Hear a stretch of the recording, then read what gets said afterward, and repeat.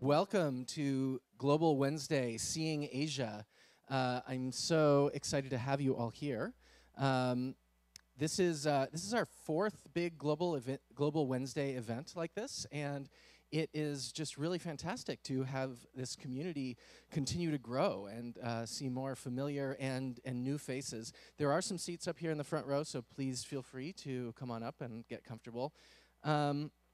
So I'm going to start out with a short video to tell you a bit about Global Lives, one of the two host organizations here, and then I'll tell you a little bit more about what Global Lives has been up to.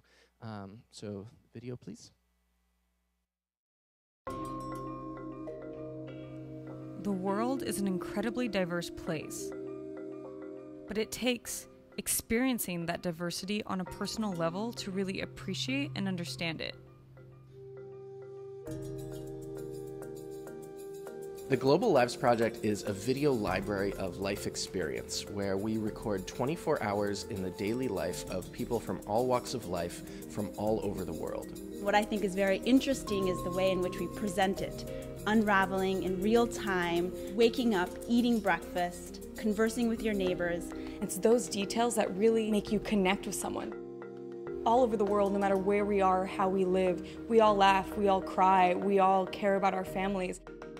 Global Lives cultivates empathy, and empathy is at the foundation of any thriving culture. It all began with recording the life of James Bullock, a cable car driver here in San Francisco back in 2004. Since then, we've done video shoots in other countries around the world, including Brazil, Malawi, Japan, China, India, Indonesia, Serbia, Lebanon, and Kazakhstan. When selecting our participants, we work with demographics experts to represent the world's diversity by age, religion, income, gender, and occupation. It's really transformative to travel and see other cultures, but not everyone has the privilege to just backpack around the world and get to know people from different places. Global Lives tries to bring that to people where they are, through the internet, through video installations, and allow people to have that experience of seeing what everyday life is like in different places in the world. In a classroom environment, it's very important for the future leaders of this world to be able to appreciate cultures and be able to understand that at the root of it all, we are all human beings with the same aspirations and dreams. The Global Lives Collective is made up of volunteer filmmakers, photographers, designers, architects, and everyday people from all over the world who are dedicated to sharing culture and crossing cultural boundaries. There are so many ways and opportunities to get involved with the Global Lives Project. Even just coming to our website and helping tag videos, there's plenty of opportunities to use our resources, engage in them, and contribute to them.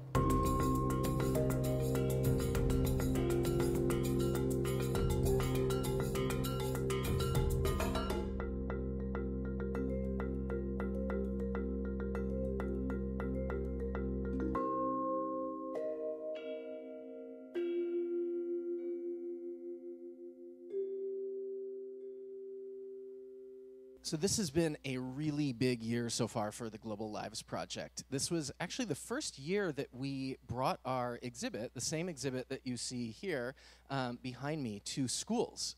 In Oakland at the Envision Academy, and in San Francisco at Gateway Middle School and Creative Arts Elementary School, we brought in a full-size 8-screen video installation, and we set them up for a whole week at each of those schools, and it was a really incredible experience.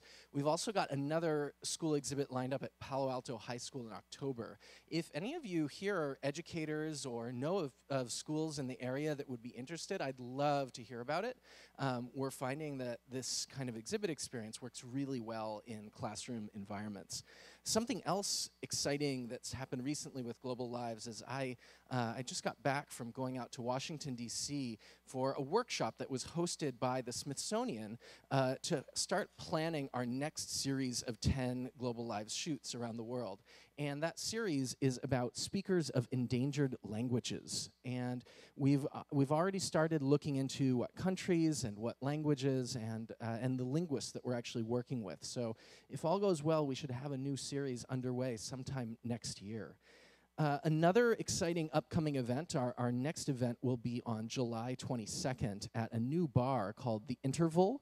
It's at the Long Now Foundation at Fort Mason. And that event will be actually focused on our endangered language series, and we will have a guest speaker visiting us from London, from the Endangered Languages Documentation Program, Mandana Seyfidinpur. Another exhibit that is actually going on right now as we speak is in Palo Alto at the Institute for the Future. If you find yourself in downtown Palo Alto, or if you know anyone who goes there regularly, you should tell them to stop by the corner of Hamilton and Emerson Streets. And we have an 8-screen installation that's actually going 24 hours a day, 7 days a week, and we'll be running through October there. Again, that's at the Institute for the Future. Last but not least, in terms of Global Lives developments, we're putting a lot of work into our website this year. I strongly encourage you to check out the website. And the website is a video library that contains all of the footage that you're seeing here and gives you a deeper opportunity to look at specific pieces of the footage that you might be interested to see or learn more about. You can also watch life story videos of all the people involved, and many more features will be rolling out over the course of the year. I wanted to talk a little bit about the reason why tonight's event is called Seeing Asia. This came out of a collaboration with the Asia Society of San Francisco's Young Professionals Group. Can I just have everyone from the Asia Society or from YPG raise their hands here? All right. Well, it's been an incredible privilege to collaborate with Maria, Anna, Brian, and Jen over the last couple of months as we developed tonight's program for you. And I'd now like to invite Jen to come up on stage to talk a little bit about the Asia Society and YPG. Hey, everybody. Thanks for joining us tonight. My name is Jennifer Chu, and I am the program co-chair for the Asia Society Northern California Young Professionals Group.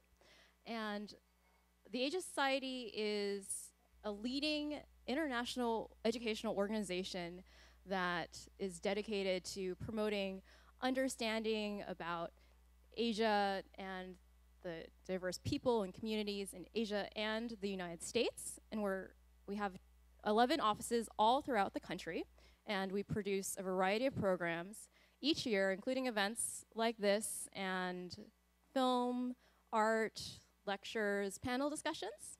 And the YPG is kind of a subset of the Asia Society's larger membership base. And we're a group of young professionals in our 20s, 30s who share a strong interest in Asia. And I highly encourage you to check out the info table in front to learn more about how to get involved with our programs like this and the programs coming up. So thanks again for joining us, and enjoy the program.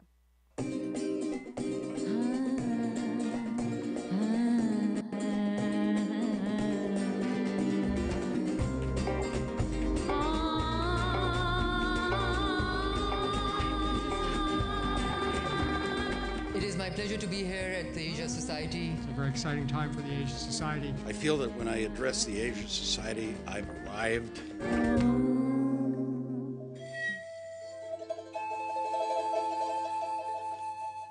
Well, I've spent the last few years of my life really on the front lines of the world's most troubled places.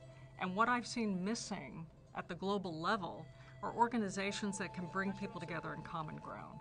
But not only bring people together, forge that common ground, that have enough understanding of the roots and the culture and the sensitivities and the beauty of different parts of the world, and can help those come together in a transformative way.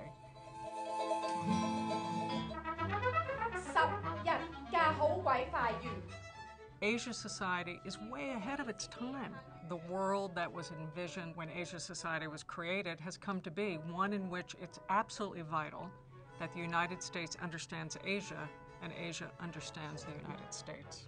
Asia Society helped open a new world of Asia and the West coming together in mutual respect.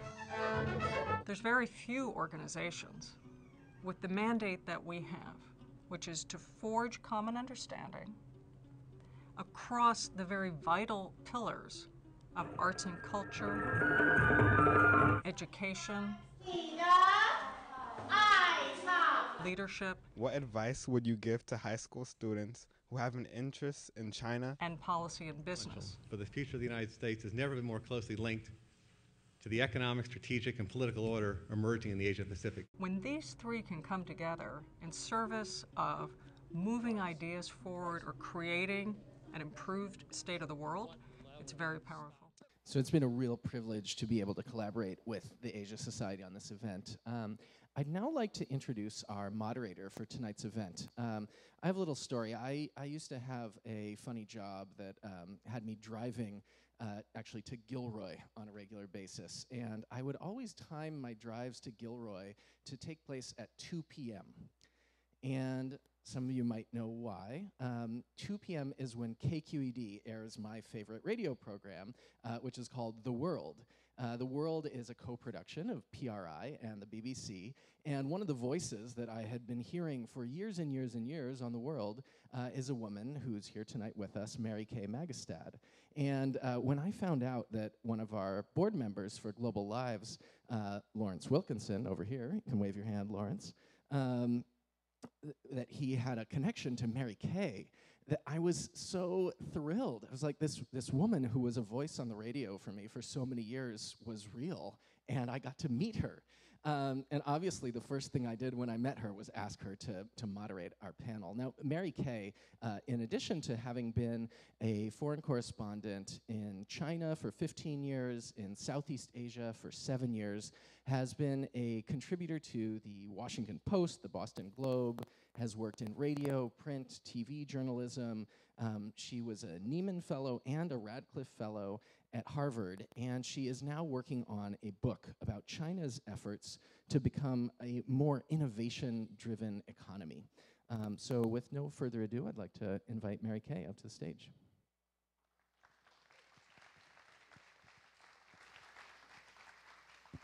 Thank you, David. That was very kind. Thanks to all of you for coming. I think we're going to have a really interesting discussion this evening. Seeing Asia and how what we see here and hear and read affects how we see Asia. But I think before we go into the discussion and before I invite the panelists up here to join me, when I say Asia, what are we talking about? Anyone? What area are we talking about? Okay, west of here. Anything else? East Asia? Anyone else? Okay, so Asia. 30% of the world's landmass, 60% of the world's population, about 45 countries, give or take. Each of these countries, or many of these countries, have within them many different cultures, many different languages. India alone has more than 800 languages that are used every day.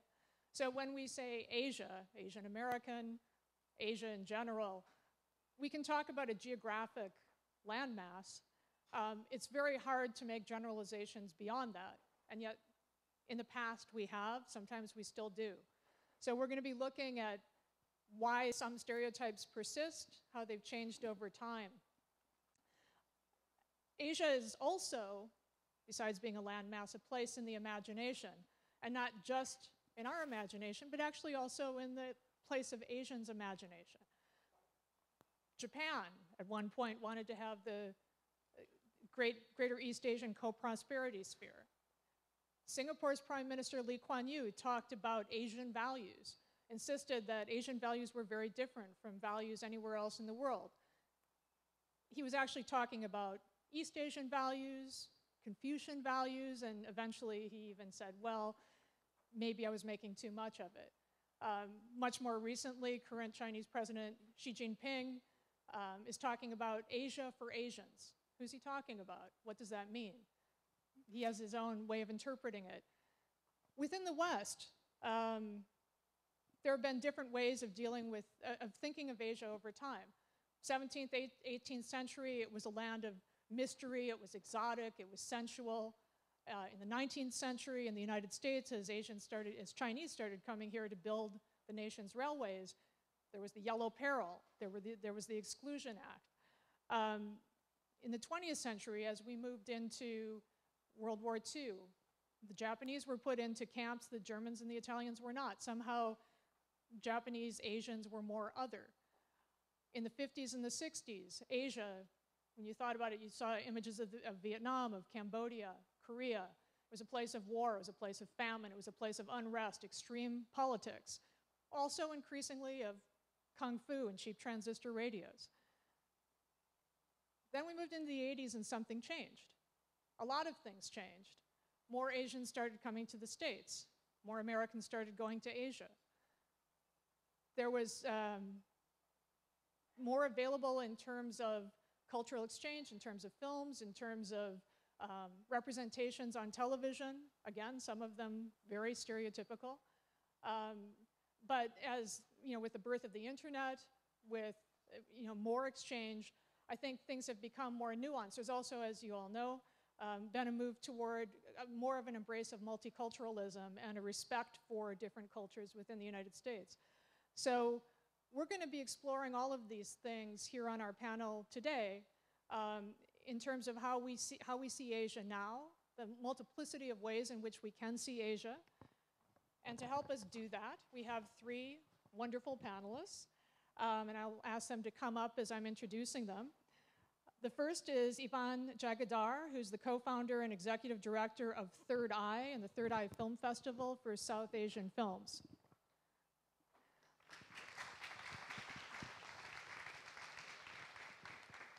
And we have Masashi Niwano, who is the festival and exhibition director of the Center for Asian American Media.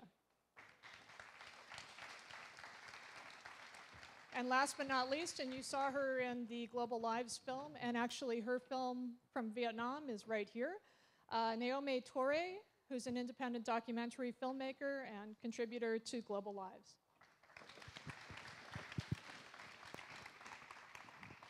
Now, all of our panelists were born in countries other than, well, actually, Naomi was born in Japan and lived there for your first 5 years. Our other panelists were born in the Bay Area, in California, and in France, but have spent time in the countries of their parents' origin as well as in other parts of Asia.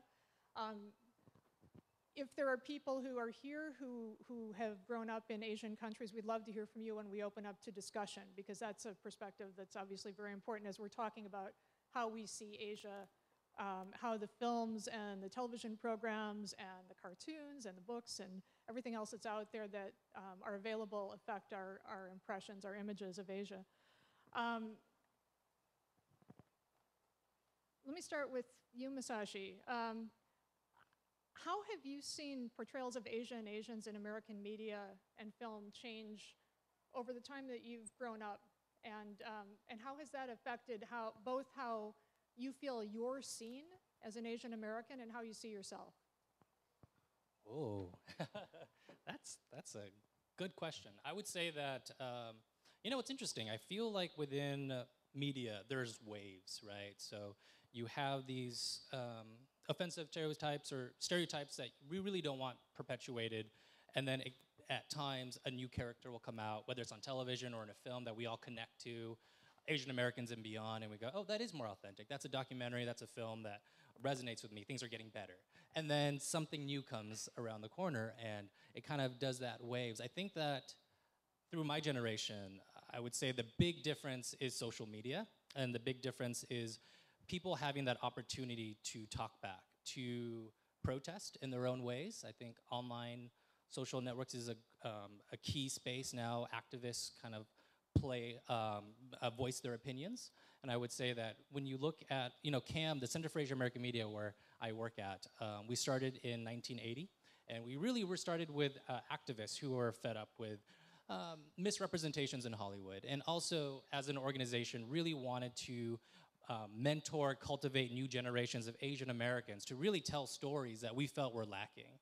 And I feel like that movement of activism and that spirit is still around and is stronger than ever, but a lot of that is online. So when a film, when a television show comes out that we feel is not representing authenticity, or that we feel is a step back, that discussion is stronger than ever. And I would say that 10 years ago, if you had that, there's protests on the street, I would say that Hollywood or whoever the producers, creators are, it wasn't as important. But now, as Asian Americans collectively online, it's such a bigger force. And I would say as we talked about Asia and we talk about Asian Americans, for me, Asian Americans really is a construct. It is a group, and the initial spark of that is a political tie, right? Collectively, the South Asian, East Asian, Southeast Asia, all these different groups, as Asian Americans, we're a much stronger force. So I think that has changed, and I think that our voices are being heard more. And going back 20 years, when you were growing up, what sorts of things did you encounter in terms of what people's impressions were of Asia and how they sort of projected that on you? I think the big, pop culture-wise, the big thing that affected me as an individual was the Power Rangers. And it's kind of embarrassing to say now, but I grew up my childhood in Japan at summertime, and I would watch the Japanese version of the Power Rangers, and I really loved it. And that was the first thing that as a young boy I really connected with, and it was the fantasy that I really liked. And then it got exported to America, and so there was this kind of bizarre, for me, I saw it in both versions, and I had this kind of dual identities being created, because it's the same story but being told in two different ways. And for me, that impacted me the most, because I felt like storytelling was different, authenticity. With the American version, it's so kind of manufactured and so missing of content. Not that the Japanese version was super substantial, but for me, that was probably one of the biggest things. Naomi, you spent your first 5 years in Japan and then moved here. When you first got here and were in grade school, I imagine there was some culture shock. What were you encountering in terms of what the kids thought when you said, I'm from Japan, or I grew up in Japan, I'm part Japanese? What were the impressions, images, stereotypes you were encountering then? Sure, and we're trying to speak from the perspective of media as well. Well, we're going to to start with yeah. personal experience, because some of these stereotypes come from media, right? Right. Okay, yes. So actually, it was interesting. I moved to a very small town in New Jersey near Pennsylvania, and we were surrounded by farms. So the Japanese population in my town was 1.5. Well, actually 2, because my brother is also half. And the Chinese population was maybe 5. They owned Chunbo restaurant. And other than that, there were no Asians within maybe a 35-mile radius. So when I moved, there were, I was immediately asked if, I was Chinese, and if I brushed my teeth, and why are my eyes not slits, and all these, interesting questions. So I did encounter a lot of stereotypes, and I also grew up trying to hide my my Asian American identity, and trying to be as cheerleader, football player, like as possible. My mom packed me most delicious lunches once in a while, and she would put, rice balls with umeboshi and, seaweed around it, and it was my favorite ever. But I remember rushing home and saying, do not ever do that. Christy Paulison stood up in the middle of the cafeteria and screamed to everyone that I was eating seaweed, and, and perpetuating that stereotype, when I ate peanut butter and jelly. Come on. And as you were growing up, as you were going through grade school, high school, and you saw how Asians, and particularly East Asians, were portrayed on television, in films, what were you seeing, and how did you feel about what you were seeing? Yeah, I think a lot of the portrayal was, Japanese or East Asians were, math nerds, and the only thing that they enjoyed was anime, and the only physical activity that they were great at was karate or martial arts. And so I feel as though in the 80s that stereotype was very, very strong. And I think as we've moved now, I had a very good friend who was an actor, and she was full Japanese American. and the only roles that were out there for her was the Asian, was the math nerd, role.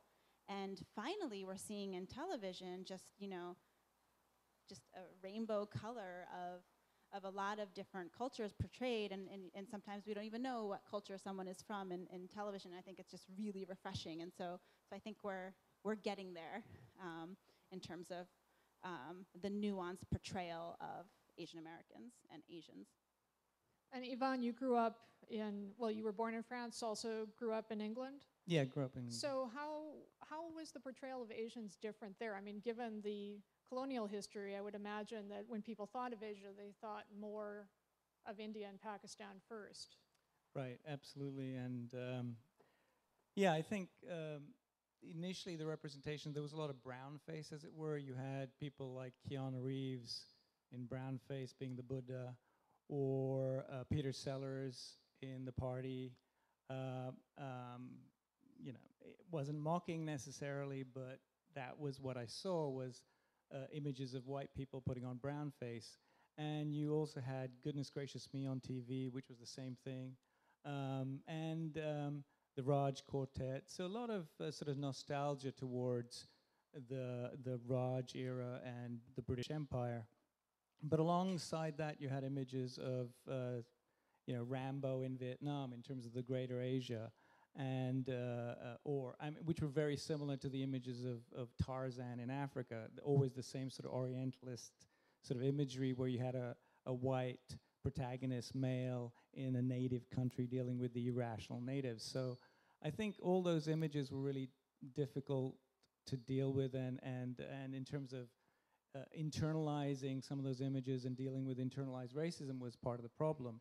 But I think in England, there was a lot of generations of South Asians coming to England over time, and I think the initial immigration was around the 17th century. So it started a flow of Indians, which gradually accelerated when the British Empire thankfully came to an end, 1950s, 60s, and 70s. And I think because of that, and you had a variety of Indians and South Asians coming to the country, from indentured laborers to doctors to people from agricultural backgrounds. So I think that you had a variety of South Asians coming in, and also a critical mass around the 1960s and 70s and 80s. And I think the youth were in cities and were able to get together, and I think there was a shift towards figuring out what they wanted to be represented as. And so in terms of music, you had Bhangra, or a hybrid of Bhangra, taking over the charts in England. And that was amazing and thrilling, and you had DJs everywhere and people dancing to that music. So you had a sort of a different idea of yourself gradually in terms of music. In literature, you had people like Salman Rushdie and Hanif Qureshi, coming out with books which were celebrated worldwide. And then Hanif Qureshi, of course, came out with some amazing films like Sammy and Rosie Get Laid, or Buddha of Suburbia, or Beautiful Laundrette. And I think those started to make us think about ourselves in different ways, because they had a sort of class and gender and sexuality, and just from total diverse perspectives and very layered personalities and characteristics. And so the character of the white male stuck in India or Asia suddenly shifted for us. And then there was another level where you had Bend It Like Beckham coming out, where it suddenly became more, it crossed boundaries, and it was more global. And then of course Slumdog Millionaire, where again it's like you're going to India to see Indians again from a different perspective. So I guess that was the shift that I was dealing with growing up, and one that I started to celebrate. And when you moved here, did you see something very different happening? Yeah, that's what was interesting. It was like, it's a ripple effect. When you, it was like a decade behind or 20 years behind. I arrived as an undergraduate in Berkeley, and I felt there was an exoticism towards India, and not a sort of a different kind of racism, but not the overt stuff I had to deal with in London, that we reacted to. And we saw ourselves in England more as Asians and as blacks too. We identified as black, as the other, Whereas here, I think the immigration was very different. It was more, I mean, of course, there were South Asians who came here 100 years ago, but the main immigration was around the 50s and 60s, and it was more sort of educated and doctors and engineers. So it was a different kind of assimilation, and there wasn't a critical mass. But I think when gradually there was dissipation of the shifts in economically, globalization, and also a lot of influences from England. And I gradually started to see the shift in the scene here, where even now you have, Bhangra at the Bay all the time, and the films too.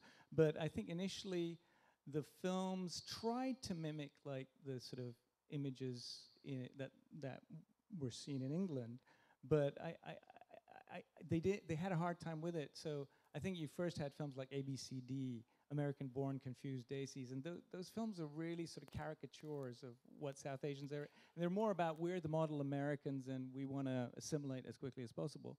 And I think gradually, though, people like Mira Nair and Deepa Mehta, although she's Canadian, came out with a lot more interesting films, which actually, with Deepa Mehta, she came out with Fire, which did really well here, and then Water and Earth and many other films. But in terms of Fire, it went down really well here, but then in terms of India, they boycotted the film and banned it. So it's interesting that the stereotypes suddenly started getting fractured and changed, in the context of the diaspora. But when it went back to India, they were like, we don't want these kinds of images of Indians. We want, I don't know, they had no problems with the stereotypes prior to that, but that's what was interesting for me. So they didn't want which kind of stereotypes, images of I guess in terms of Fire, it was like lesbian images, homosexual images. Again, it was, and of course, a sort of a look at Indian society from the underbelly, a sort of darker look to it, not the ideal images that they were used to seeing. That's really interesting, because in China as well, you had Zhang Yimou and Chen Kaige, who did these extraordinarily poignant, beautifully shot stories in the 1980s. And the Chinese government, and actually many Chinese, were not wild fans of those films, because they said, you're showing the poverty of China, you're showing the backwardness. And instead of looking at, you're showing, the complexity of this person's life, or, the drama of being in this situation, and, something many Chinese had been in. It's like, no, that's not how we want to be seen. We want to be seen as progressing and as, being a modern society, a modern country. Let me ask each of you if there's a particular film that you think kind of was a turning point in how... Sorry? Either Britons, in your case, or Americans, in any of your cases, see some part of Asia. Let me start with you.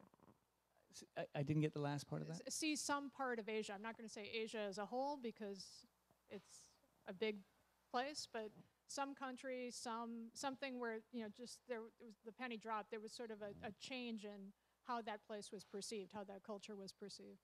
Yeah, I guess in some ways, Slumdog Millionaire was a game changer, I feel. I think it was a pivotal moment where, it won the Oscar, so it became celebrated in mainstream culture and media. And I think that sort of started people think, although it had a certain perspective of India, it sensationalized India in a certain way, but people got very absorbed by it. And I think it paralleled also the shift of India economically becoming a global power. And so I think the timing of it worked very well. But in retrospect, I'm thinking about, it was one of the films that we showed at Third Eye Film Festival. And I saw it at a festival, and I guess because of my British background, I loved it immediately, and I found it so compelling.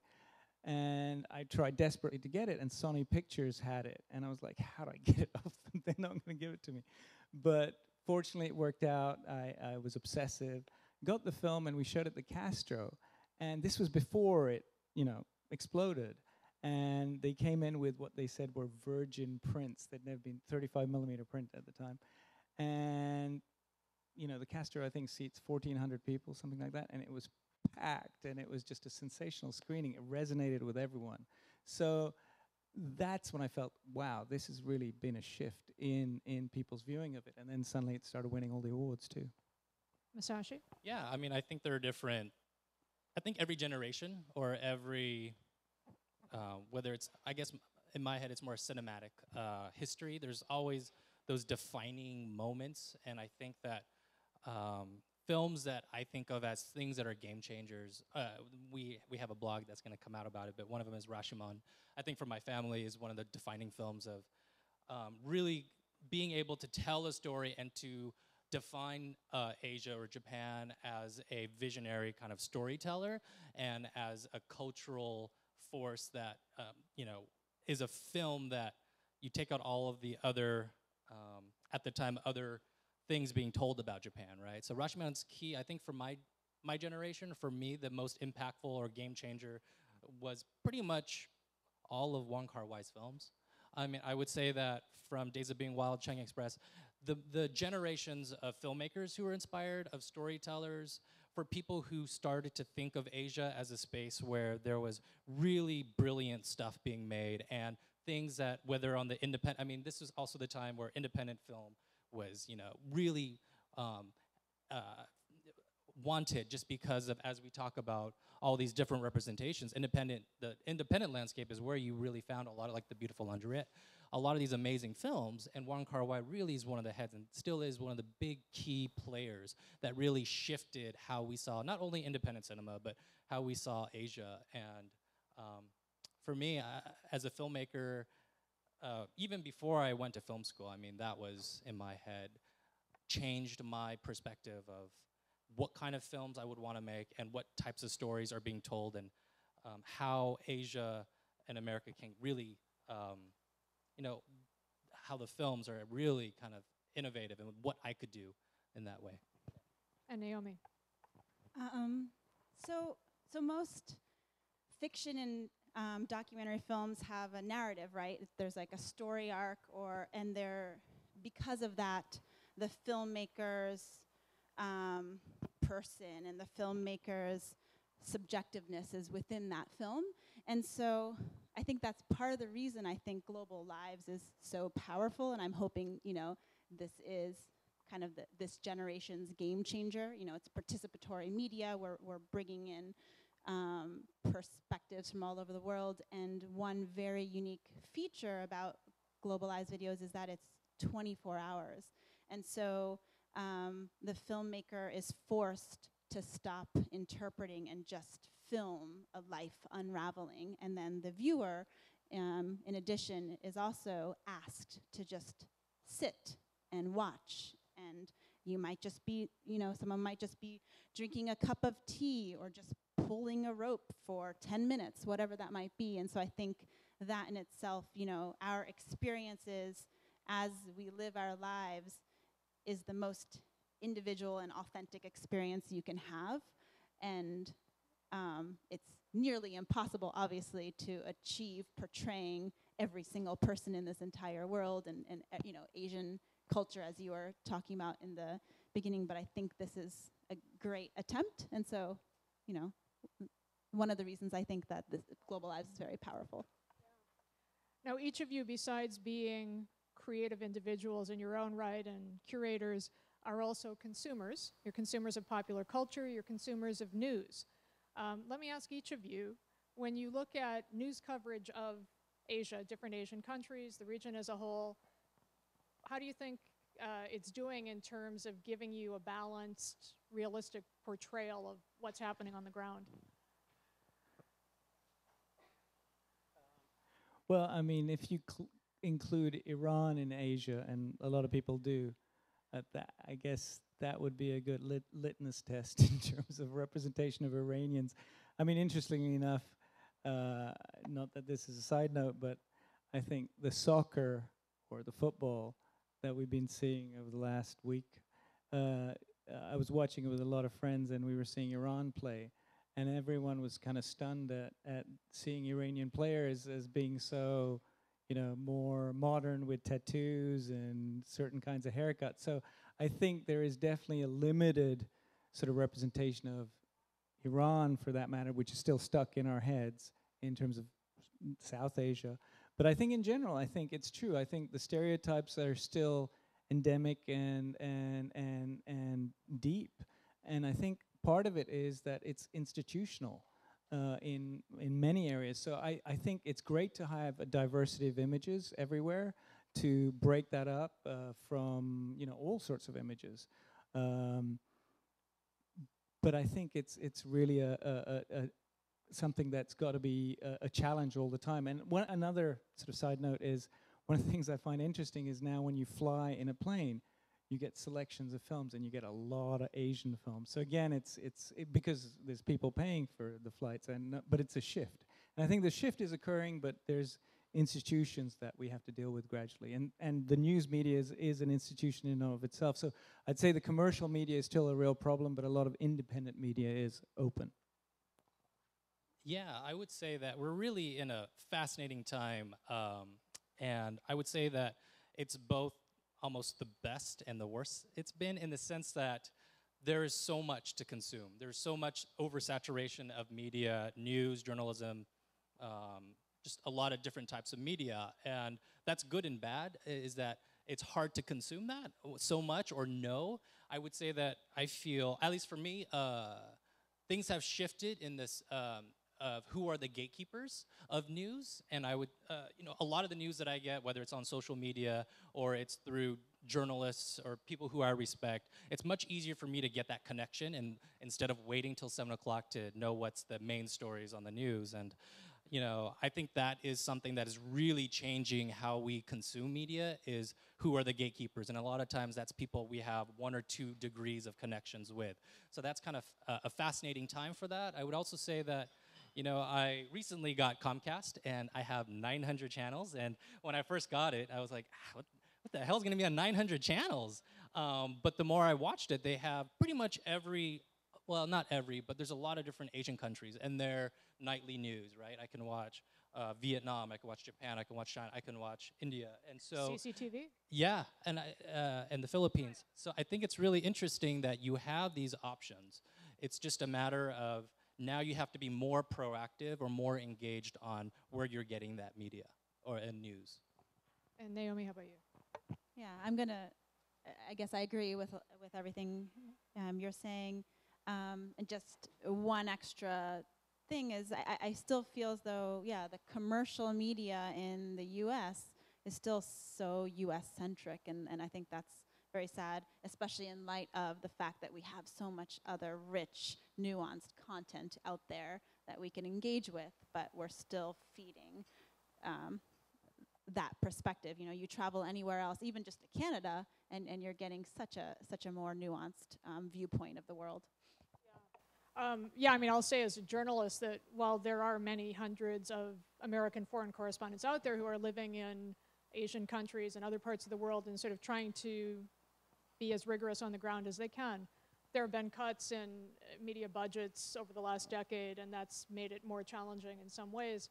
But I think for each of us, for all of us, in terms of how we view Asia and Asians, that there are so many choices now. So, while in terms of what you can access on the internet, how you process information when you receive it. To be able to be conscious of, well, that's a generalization, that's a stereotype. How is that person substantiating that?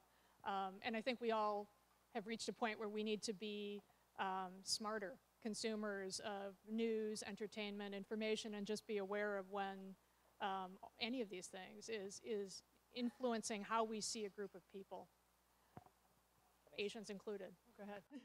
And to that point, whether it's a film or it is news, I think the great thing is that you can go online and kind of cross-reference it, right? And be more proactive about, if you feel something is kind of odd, you have that opportunity to kind of connect, see what the other articles are that are referenced in that. I think it's also interesting as we talk about the US is we talk about different generations.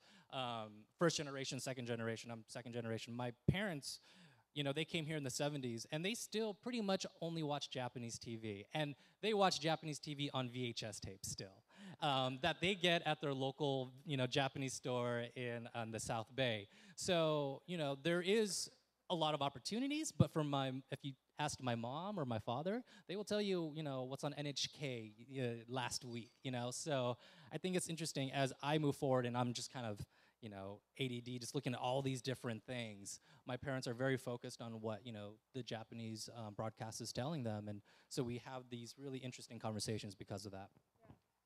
Also, I just wanted to add, I think what's interesting for me is how, because certain of the gatekeepers, keep the door shut and keep the same sort of images of Asians in the media. I think film also has a way to interact with the media. And for example, even in terms of Bollywood, which is the most bastardized form of film coming out of India and very commercial, the film that came out, which was My Name is Khan, and it sort of was a commentary on the media and perception and profiling. And so it's interesting that film intersects with media in a lot of ways too. Let's open it up to you. We'd love to hear from you.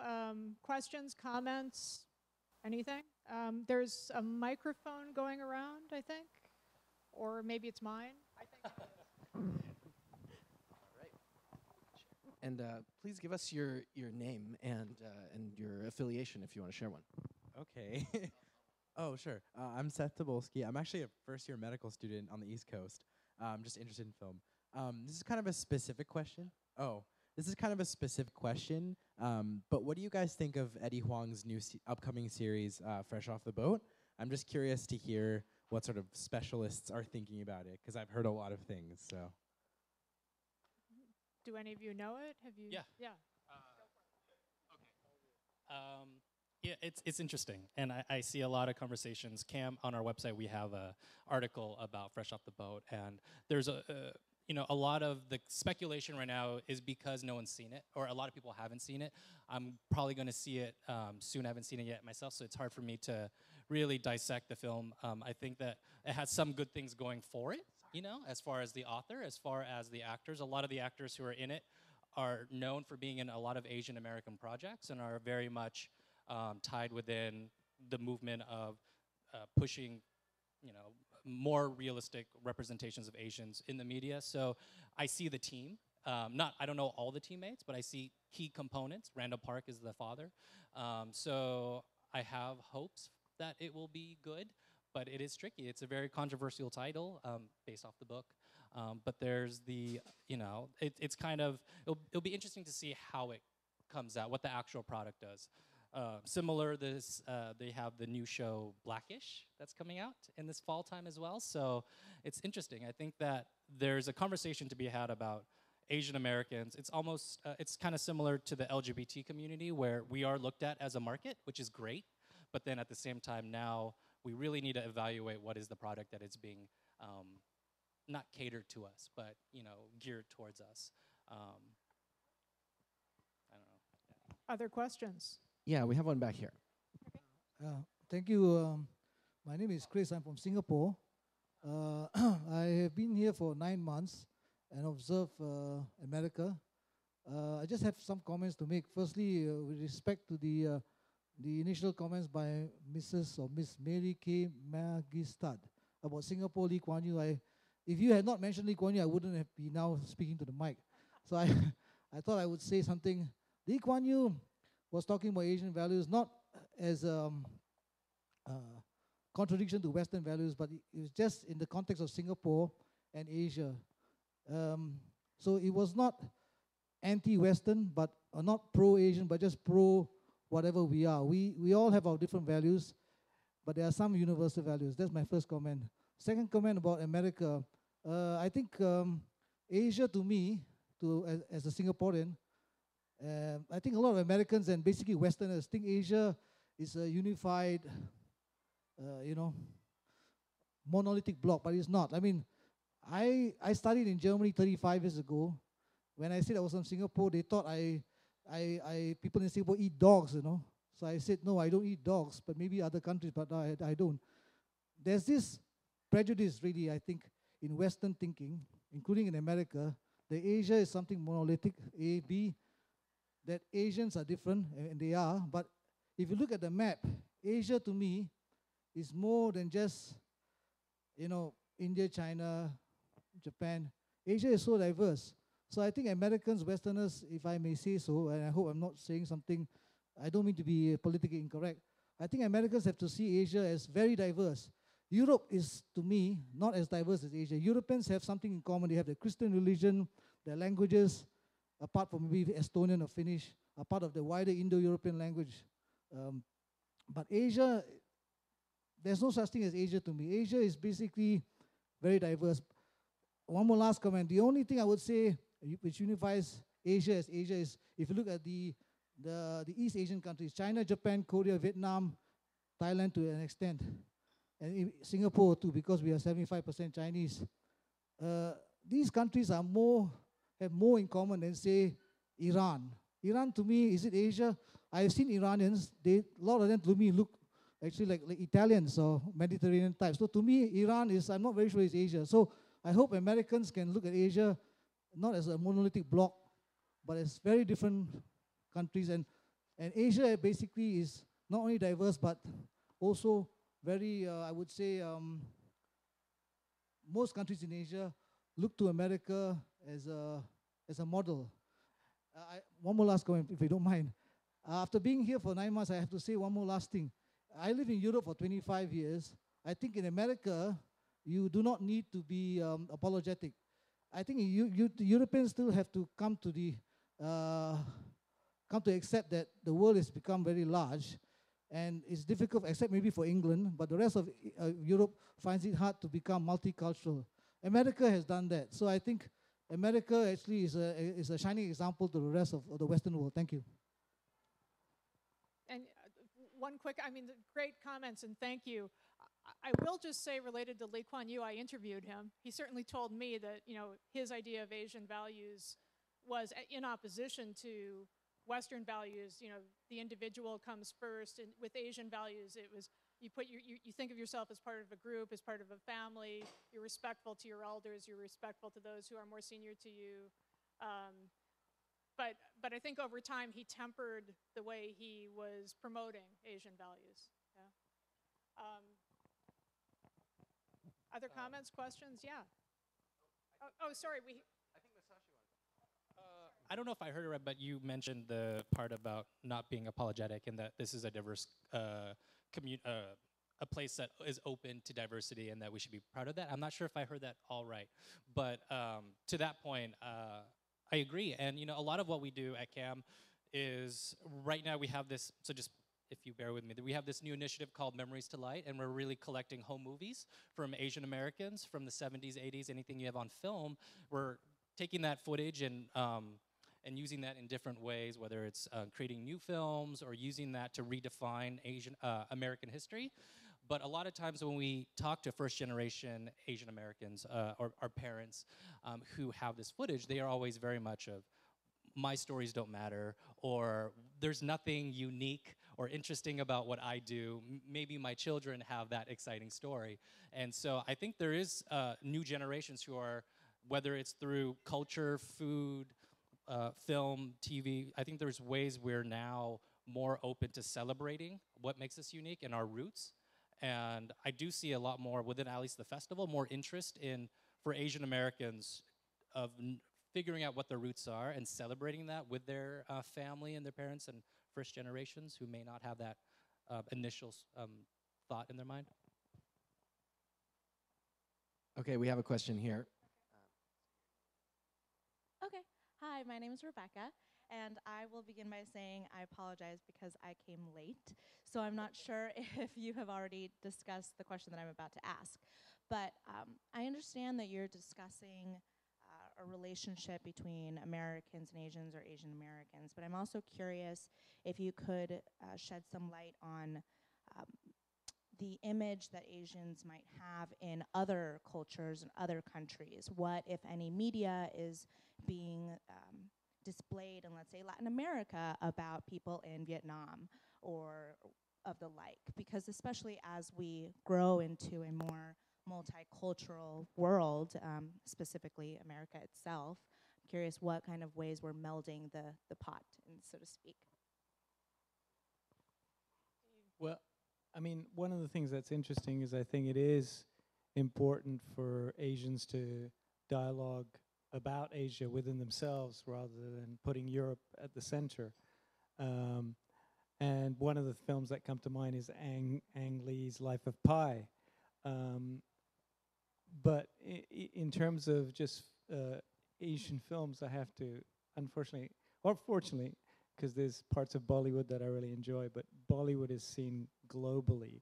And I guess those are the images of South Asians, which are in Africa, in Asia, in Europe now, and finally in the States. So it's strange that I've had friends who've gone to Africa, and people will sing them Bollywood songs perfectly, and everywhere else that they've been too. So I don't know if that answers it, but that's one of the images that I've seen, which is global now. And I don't know so much about how Vietnam is perceived, but having lived and worked in China and having covered sort of China's going out policy in the world, investing more in Africa and Latin America, and talking to both Africans and Latin Americans about their perceptions of China, it's mixed, right? I mean, it's so the perceptions come partly from films and from news reports about how Chinese investors are both helping the country, but also there's wariness. What are they taking from us? Are we getting enough back in return? And I think particularly in Africa, it's very interesting to look at the interplay. I think each looks at the other as being very other, and when that changes is when there's a Chinese company like one I visited in Zambia that really invested in its workers, trained them up to the next level so that when that company wasn't there anymore, the workers would still have skills they didn't have before. And the interaction was much different there. And then, because you have the personal interaction, because you have experience, you no longer are really thinking in stereotypes and otherizing people who look different from you. So, I think that's something that's been going on for the last decade, and it's going on both because of actual interpersonal interaction, also because of how the local news media are covering those interactions, and then to some extent, popular culture in each place. Yeah, coming from a film background, one of the things, although we say that there's a lot of different films, media out there, when you also look at distribution, it's actually getting pretty tough as far as feature films. And if you're looking at Asia, really it's the genre films that are still having the most impact and getting the most visibility. So when it's Japan, it's the horror films, it's Korean thrillers, right? Vietnamese action flicks, Thailand. So, although I actually personally love a lot of genre films, and there's a lot to that, there is a lot of othering that happens within genre films that doesn't give you that same connection as a really thoughtful documentary or a drama. So the films that do get distribution and still play, whether it's in Europe or in South America, most likely in the theater. If you're going to see an Asian film, it's going to be a genre film. So that still is something that is an issue because, that's a fantasy, and that's more extreme. And as we talk about the things that you're seeing behind us, it's the opposite of that.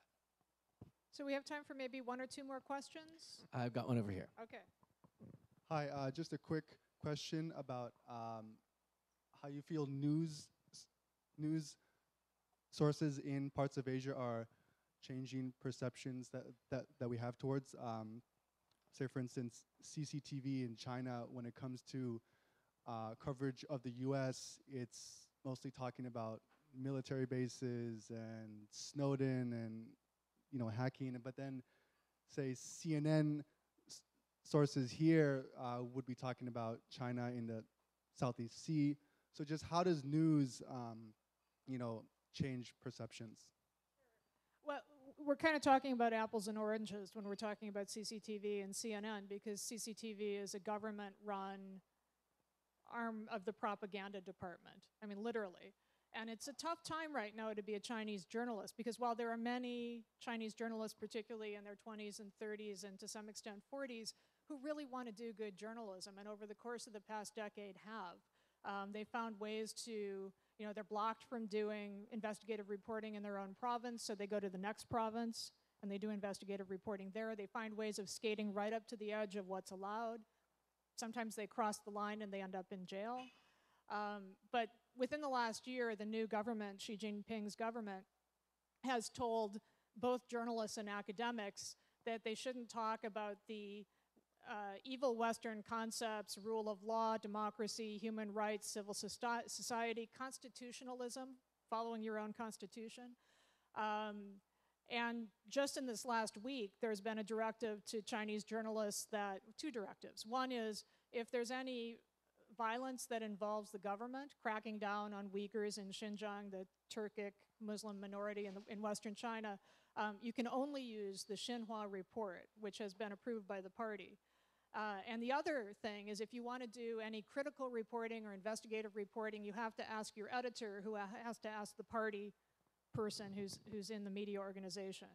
So how those media influence opinion within China,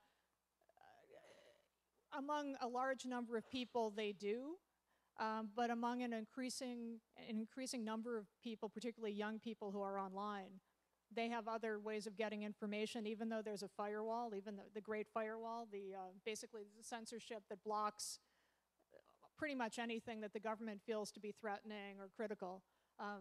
There are people who find ways of getting around it. It's just the last year and a half have been difficult. And in terms of how Western media, American media influence perceptions of China, obviously I think greatly, but as we've been discussing for the past hour, there are more and more sources of information, not just from established media organizations and journalists who are either in the field or pundits who are here, but also from bloggers. There are a lot of great bloggers now in China, both Chinese and non-Chinese, who are writing intelligently and in depth about different issues. So it really is a matter of how proactive you want to be in terms of where you seek your information.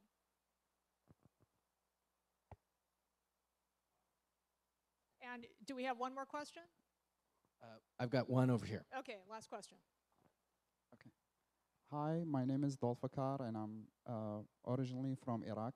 I came to United States 6 years ago, and I would like to thank you for coming all this way to tackle the issue of stereotyping against Asia. And as we know, Iraq is part of Asia. It's not Middle East, it's Asia still. I have a question. Like, for the last 6 years, I have this feeling of there is a like the image that's been populated in United States about like the Iraqi people and the Iraqi country. It's like so far from the original image that you could find if you go locally to Iraq because of the media. So my question is, what kind of solutions that maybe other Asian cultures or maybe the Iraqi people could do to reduce or alleviate this kind of like stereotype against like all Iraqis? Yvonne, you had mentioned when we were chatting before about what a shift you saw in how Asians are perceived here post 9/11. Yeah. What's interesting is at Third Eye, we usually don't do these sorts of things, but we did have a celebration of Miss America, Nina Devaluri, and she was crowned Miss America for 2014, and she was telling stories of how she was described as Miss 7/11 and Miss Terrorist. So I feel like post 9/11, a lot of our communities have been profiled in different ways, and one of the things that we've done at Third Eye Film Festival is to show diverse images of our community as far as possible, and layered images in a variety of films from Sri Lanka to Pakistan to Bangladesh to India, India being the biggest film industry in the world. But we try and do affirmative action in terms of who gets what film in. and from representation of women in that culture, the LGBT community, the environment, and also to try and bring in a lot of different communities in co-presenting the festival, so that a lot of people, we bridge the communities and we start discussions about representation, about stereotypes. So those are some of the ways that we do it. And I'm sure it's the same with CAM. I mean, I was on the screening committee for CAM for many years, and you know, I've seen all sorts of films, and I think there is a trend towards a shift. But unfortunately, I mean, in terms of your point, I think profiling in terms of you know, the militarized culture that we live in too is, you know, which country is under attack at the moment, and it is Iraq, it is Iran. I mean, I heard this morning that it's the 50th anniversary of carpet bombing of Laos, which was the biggest bombing ever made, you know, larger than Japan and, you know, the whole Second World War. So, and I'm sure at that time there was a lot of stereotyping. So in some ways it's like, who's the next one on the block, who's stereotyped? So I think it is very challenging, and it is something that, you know, each, I mean, we deal with in our own way, but I think there's many ways of dealing with it. Yeah, I mean, I think sadly when a country goes to war, and this country in particular, or this country included anyway, you know, there's a certain amount of jingoism, there's a certain amount of stereotyping that people just sort of snap into. And when I say people, I guess I mean, you know, sort of pundits, mainstream media, and just in general, you know, everything we've been talking about this evening, that, you know, you don't know a lot about the place or the people who are there, or how they're being affected, or how they feel about what's happening, how much they support whoever it is that, you know, we or whoever's fighting on the other side feel is the enemy.